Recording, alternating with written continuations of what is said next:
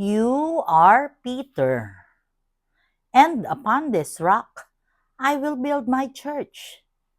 The gates of the netherworld shall not prevail against it. The Lord is my shepherd. There is nothing I shall want.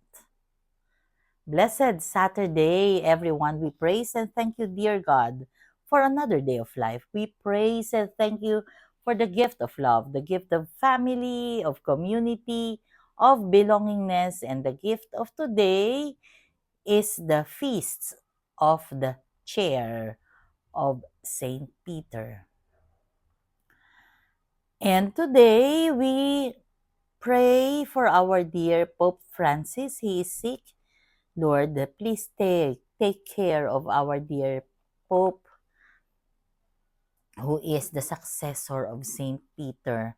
We pray that he will be released from this illness and that he will grow into health again, back into health again. In today's gospel, being a reminder for leadership. Yes, leadership is something that leadership in the church or in church organization or in our Catholic faith means humility. We pray that the leaders will be able to manifest how Jesus led the group during his time, and that he, being the Son of God, is a picture of humility and obedience, and that we as modern prophets, or as we are called disciples of our Lord Jesus Christ, we are being reminded about his mission, that we are here to continue the mission of Jesus Christ, and that is to spread the good news. Madali lang sabihin yan, Tita Malu. Big words. You are talking about leadership, about mission, about spreading the good news. Pero how can we put that into action? Kami netong mga maliliit lang ang sahod. Kami itong mga ordinaryong mga tao lang, walang community. Kami itong ordinaryong mamamayan lang sa community at who do not belong to the leadership, who is not a board of servant leaders or not even an SGC at that. My reflection is this: kung ikaw ay mapagkapwa, ibig sabihin, hindi mo minamaliit ang kapwa mo.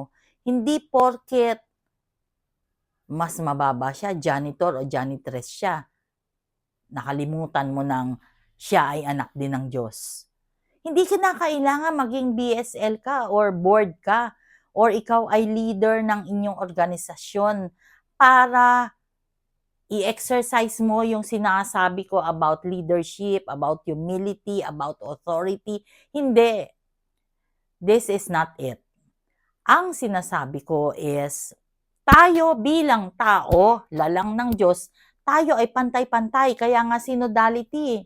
We are journeying together. Kahit na ikaw ay isang hardinero, o ikaw ay janitor, o ikaw ay security guard, at ikaw ay boss, wala dito sa posisyon, hindi natin pinag-uusapan ng posisyon.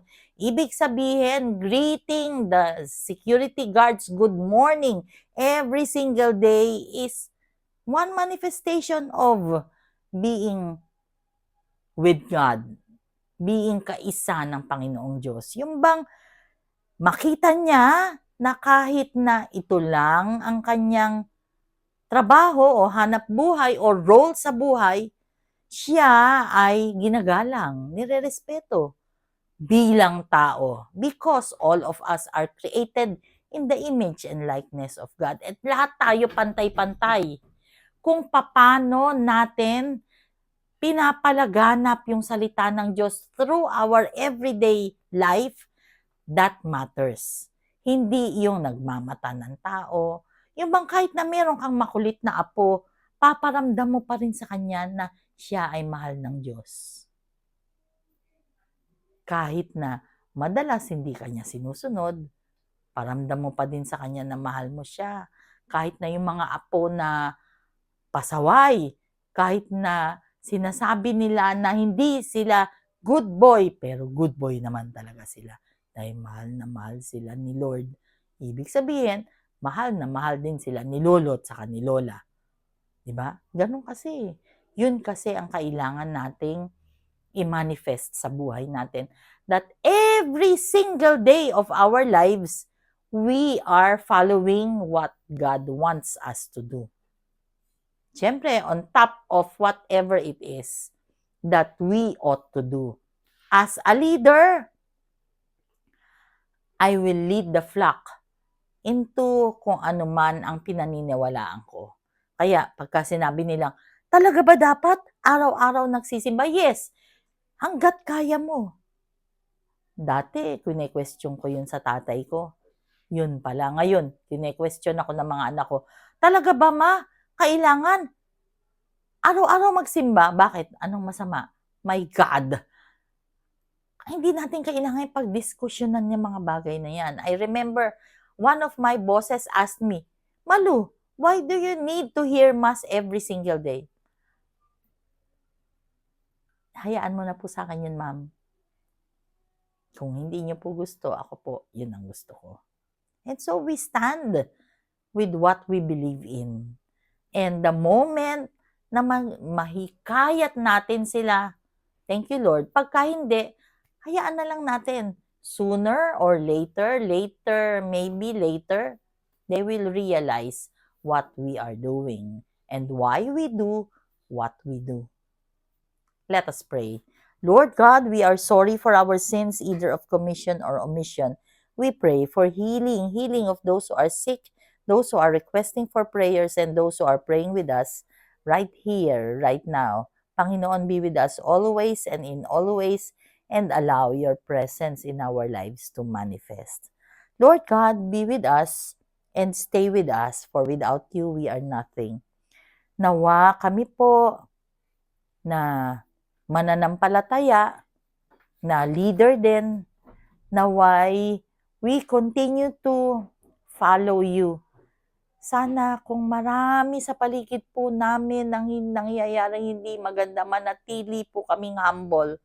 Because as we serve you in our community, dear God, kami po bilang mga leaders, we should serve with humility. Please, Lord, help us in these trying times. Please be with us, dear God. All this we pray through the intercession of our dear Mama Mary and Saint Peter. Pray for us. Amen. God bless.